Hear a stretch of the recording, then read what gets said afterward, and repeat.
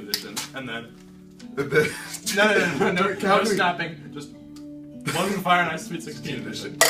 There we go. That's so good, right? Right. Yeah. Okay. I've been filming. Cut this and let's start. No, just go. Just go. And No, then we you need to can- cut. and Cut. then you can- Cut. Alexa. Go. All right. So first off, we have Michigan taking on Oregon. Yeah, the Ducks really dangerous this year. They lost Chris Boucher, was their leading shot blocker, but Dylan Brooks still one of the candidates for the Wooden Award. Great player. He can slash in the lane, shoot, really athletic, really fast. I think that Oregon's going to win this game. They can play really good in transition, and they're athletic enough to defend the fast break and out on the three-point line, which is one of Michigan's reasons that they've been this far. They're a great three-point shooting team, but if Oregon can limit how many of those threes go in, if they can play close defense on the three-point line, Oregon should have this game locked up. I'm actually going to take Michigan. They're coming on a hot streak. They're coming off a big win. They just beat Louisville, which is a great team, a finals favorite for many people.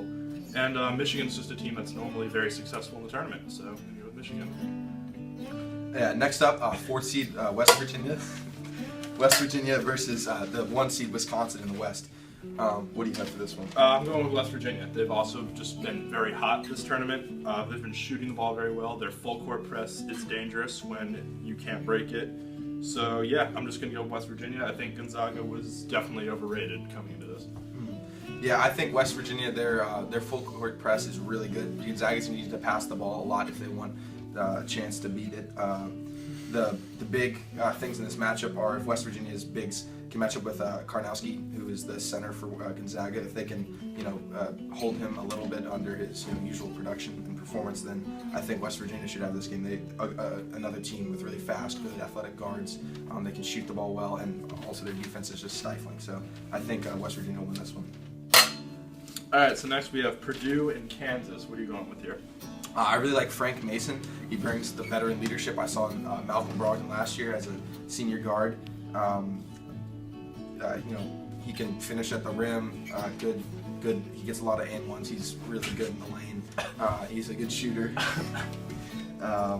Josh Jackson. He's big, strong, and quick.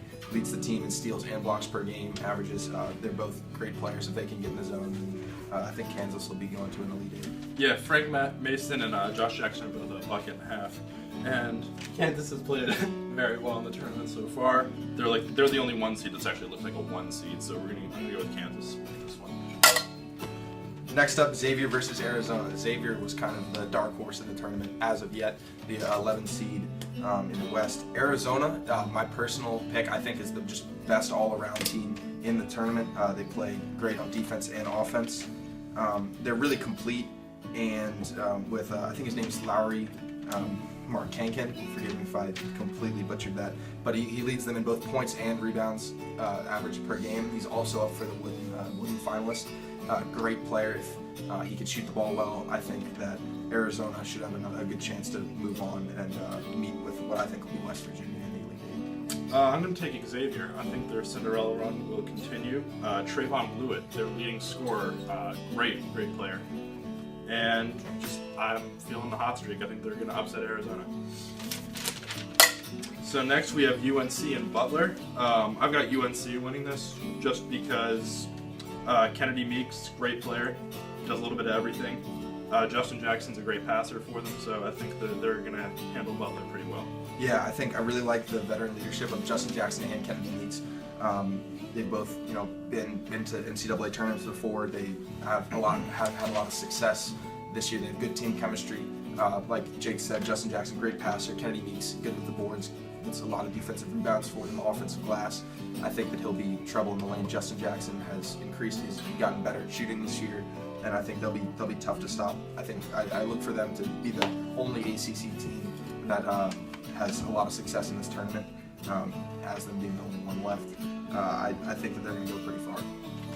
And if they can score down low, I think that North Carolina will actually win this game by a lot. Next up, South Carolina, after coming off a big Duke win upset, playing number 3 seed Baylor. I really like South Carolina. They're a great defensive team. I have them winning this game. They're going to need to slow down and limit possessions of Baylor if they want to win this game. Baylor is a big physical team, good on the glass. They definitely get rebounds, good shooting, mid-range. Sindarius Thornwell is easily the best player on South Carolina. He averages over 21 points a game. Fantastic rebounder. He's a really good passer when you need the great court vision. I really like South Carolina in this one. I'm also going to take South Carolina.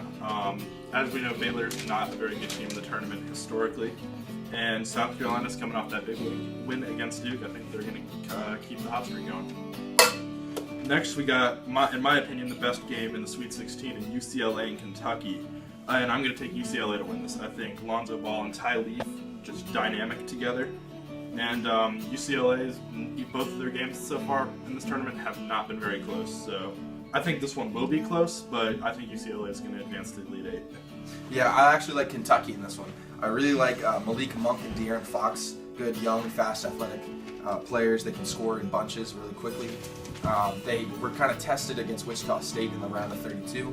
But I think UCLA, if Lonzo Ball can get cold, then that's a huge part of their team. That'll be a huge factor in if they win or lose, is whether Lonzo Ball can play at a high level or not. I think that they just don't have enough on offense, and I think that UCLA will fall to Kentucky in this one. See John Calipari in the Elite Eight. Next, we have Florida and Wisconsin, and I'm going to go with Florida in this one. Devin Robinson and Kayvon Allen, both elite scorers, and Robinson showed that he can do a little bit of everything in the first two games of this tournament. Also, point guard Chris Chiozza causes a lot of problems with his speed and quickness, so look for that to key into Florida's victory. Yeah, I actually like Wisconsin in this one. Really hot coming off of their win against Villanova. I think Ethan Happ is the best player in the East part of the bracket. He great court vision, amazing passer, really good awareness. He can score the ball and rebound really well. He leads the team in both of those categories, just rebounding. And Cohen, he's a veteran player, good guard.